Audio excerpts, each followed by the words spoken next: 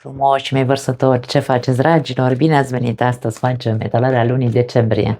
Să vedem cum se termină și pentru voi anul 2025 și să încercăm să lăsăm energia lunii să iasă singură. Ok, a ieșit. Pace. Vărsătorul are nevoie de liniște și pace. Dualitate și umbră avem la capătul cărților. Dragi vărsători, dacă sunteți între două ape încă, poate, nu știu, unii dintre voi nu știți, ori nu știți cum să vă găsiți pacea, liniștea interioară, ori nu știți să așezați pacea și liniștea în viața voastră, sunteți între lumină și umbră, da? Când sunteți pe pozitiv, când sunteți pe negativ, când sunteți pe, cum se zice, autenticitate sau sunteți autentici, când sunteți cu măscuța pe față, există o certă dualitate, o energie duală aici. Ideea este că pentru voi se anunță, sau cel puțin, nu știu dacă neapărat se anunță, ce este vorba despre, ok, fă pace într-un fel sau altul cu tine. De ce nu? De ce să nu-ți permiți să fii dual, însă trebuie să conștientizezi când ești dual? De ce cred eu că mi iese mesajul așa? Este pentru că vărsătorul fiind un arhetip mental, da?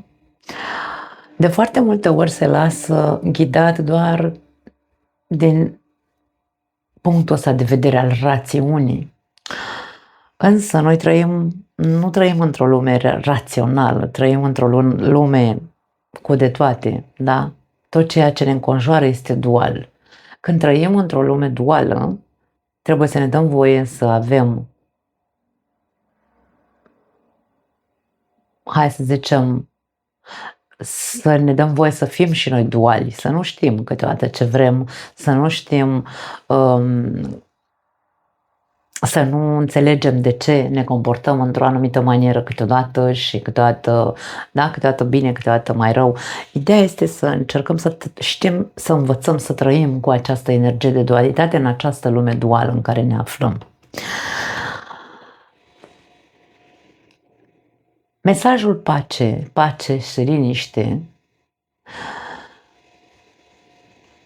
poate că ne spune că trebuie să-ți găsești pacea și liniștea, însă cum putem să găsim pacea și liniștea dacă noi nu încercăm să mai facem pe supereroi? Pentru că în această imagine este foarte, foarte, hai să o numim, exprimă acest lucru, da? Această persoană are costumul lui Superman în mână și decide să-l arunce la gunoi. Ce înseamnă Superman? Ce înseamnă un supererou? O persoană care face extrem de multe lucruri care sunt supranaturale sau poate nu supranaturale de science fiction, nu mă refer la asta, da? Mă refer la fac mai mult, încerc să-mi depășesc întotdeauna condiția ca să fac din ce în ce mai mult sau din ce în ce mai bine. Trăind într-o lume duală, noi fiind duali, toți suntem duali, indiferent că ne place sau nu să recunoaștem, trebuie să înțelegem că nu putem să facem lucrurile atât de perfect pe cât ne-am dorit. Nu vom putea să trăim în pace cu noi înșine atâta timp cât vom încerca să ținem acel costum de supererou pus. Da? Foarte interesante mesajele pentru voi. Hai să vedem clarificări. Nu au sărit prea multe deodată. Nu. Am văzut luna. Dacă vrea să iasă, va ieși. Însă, ok, acum au ieșit două. 10 de monede. As de bâte.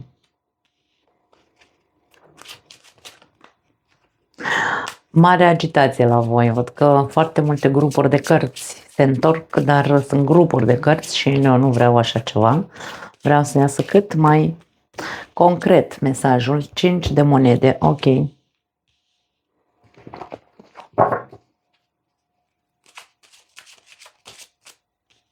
2 de cupe.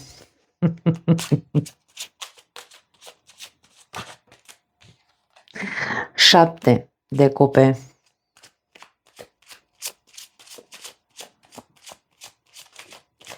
Și mai vrem o carte. Ok. Îndrăgostiții. Avem caleașca la capătul cărților. Bun, aș spune următorul lucru. Pentru unii dintre voi poate are legătură cu relația, pentru că pare aici, sau cel puțin cu partea sentimentală, mi-e indiferent că aveți sau nu o relație. Ceea ce voi sau unde voi trebuie să faceți pace cu voi sau să faceți pace în relația voastră sau să vă împăcați cu o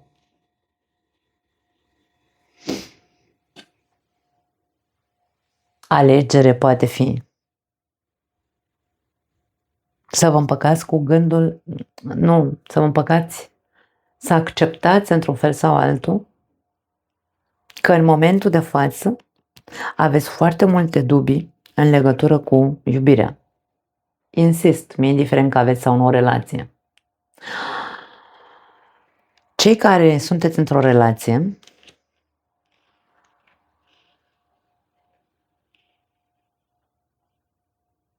probabil că ultima perioadă nu a fost foarte ușoară. Aici vedem multă dezamăgire, vedem singurătate, acea senzație de abandon. Poate că unii dintre voi veniți după o perioadă în care au existat momente în care ați considerat că ar trebui să luați o decizie în ceea ce privește relația voastră, însă pare că s-au dat șanse. Acum, s-a mai dat o șansă, poate de ce? Din cauza, nu știu, uite, avem casă, cățel, porcel, copii, ce știu eu, sau copiii sunt mici, mai dăm o șansă, dar chiar dacă s-a dat o șansă, pare că tot nu funcționează lucrurile. Eu aș spune că nu funcționează lucrurile și aici despre categoria asta de persoane, lucrurile nu funcționează pentru că nu există sinceritate, îmi vine să spun. Există măscuțe și nu există reciprocitate. Nu știu dacă neapărat aici unul dintre cei doi visează sau idealizează, are, hai să zicem așa, o viziune despre cum ar trebui să fie o relație, o viziune particulară, să o numim așa. Și indiferent că s-au tot dat șanse acestei relații, nu avansează sau nu evoluează, nu se văd anumite, nu știu, schimbări, pentru că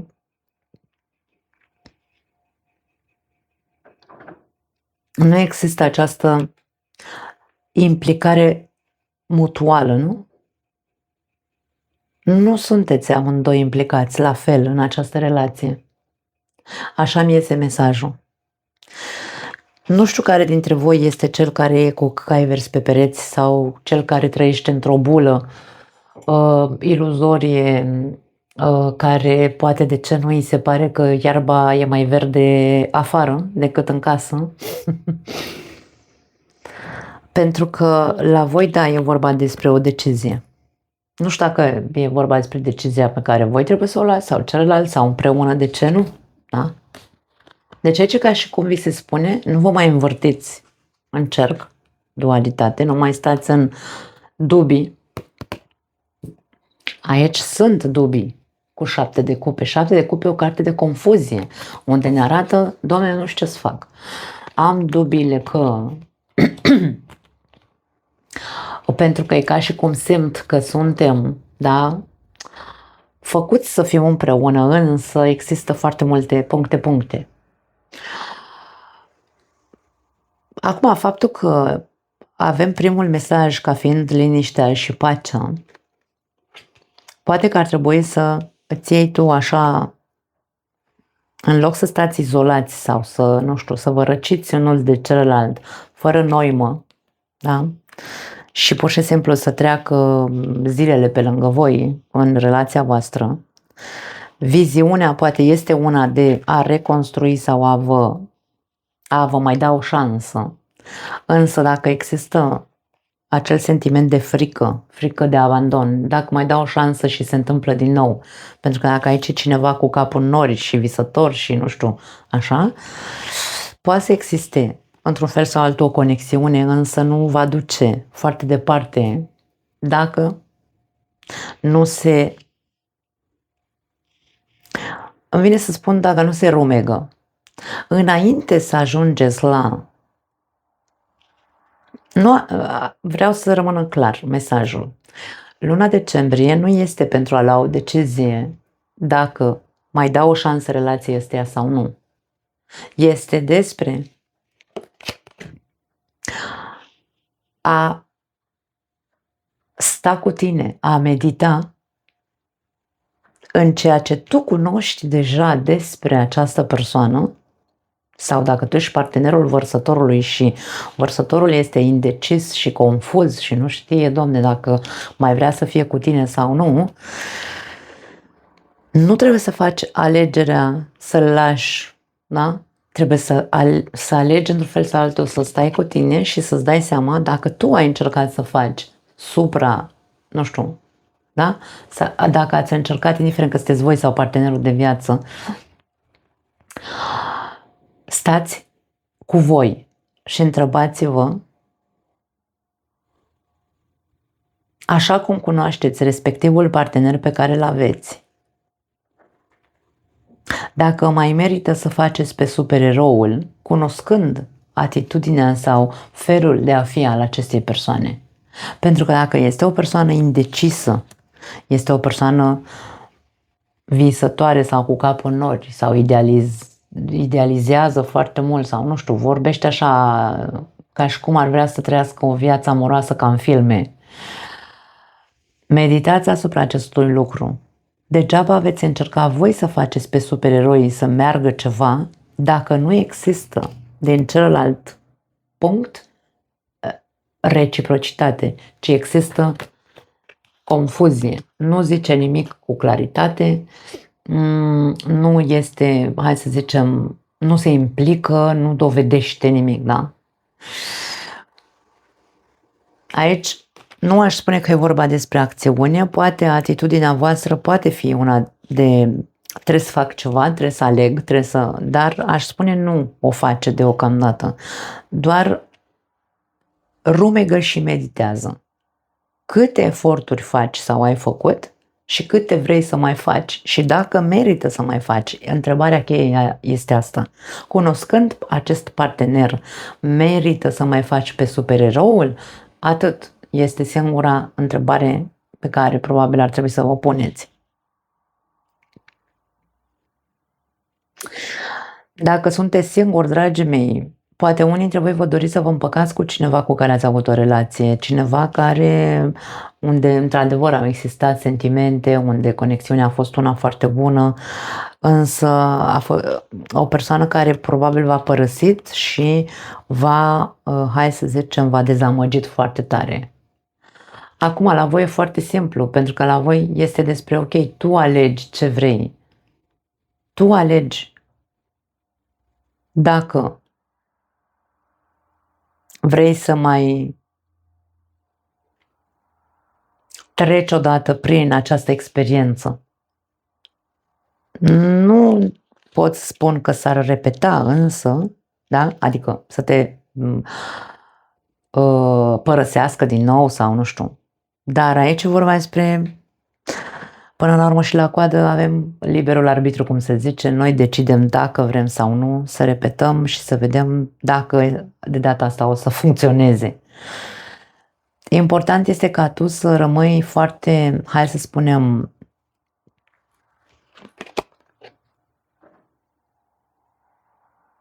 ca tu să fii împăcat cu tine însuți Trebuie să-ți asumi, dacă alegi împăcarea cu această persoană, asumă-ți și consecințele după aia, fie ele care or fi. Nu știm care sunt consecințele sau care ar putea să fie consecințele.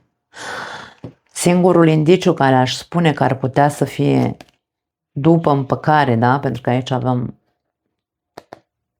dorința de a ne reuni din nou și următoarea carte 5 de monede, aș spune că există riscul să treceți prin același lucru prin care ați trecut în trecut cu această persoană.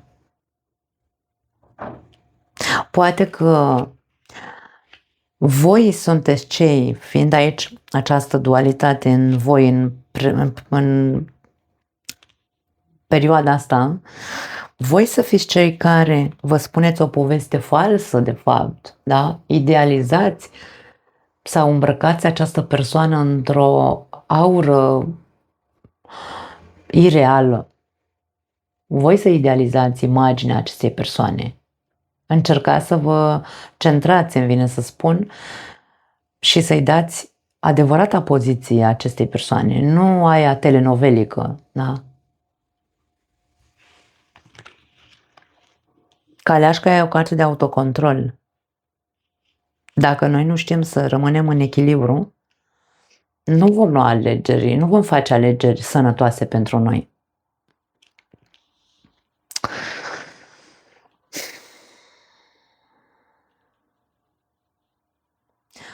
Pe plan financiar, atenție, sau job, sau, nu știu, proiecte, nu are importanță.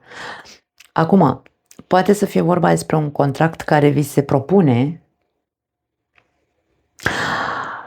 însă mie vine să spun, citiți cu foarte mare atenție literele mici, cum ar veni, da? Din contract. Pentru că e posibil să fiți dezamăgiți în timp. Studiază bine contractul respectiv, fie el că e vorba despre un contract de asociere, fie că e vorba despre un contract de muncă, fie că e vorba despre un contract de vânzare-cumpărare, nu are importanță. Studiați foarte bine, pentru că aici avem o conotație de pierdere și dezamăgire. Da? Fiți cât puteți de centrați, da? Într-un fel sau altul, ca riscurile să fie cât mai, sau riscul de pierdere să fie cât mai mic, într-un fel sau altul. Cam asta e ceea ce pot să spun din punctul ăsta de vedere. Da, interesantă lună și pentru voi, dragii mei, nu mai am altceva. O popăcesc scurt și la obiect la voi, da, și ne vedem în următorul material, bineînțeles. Ciao!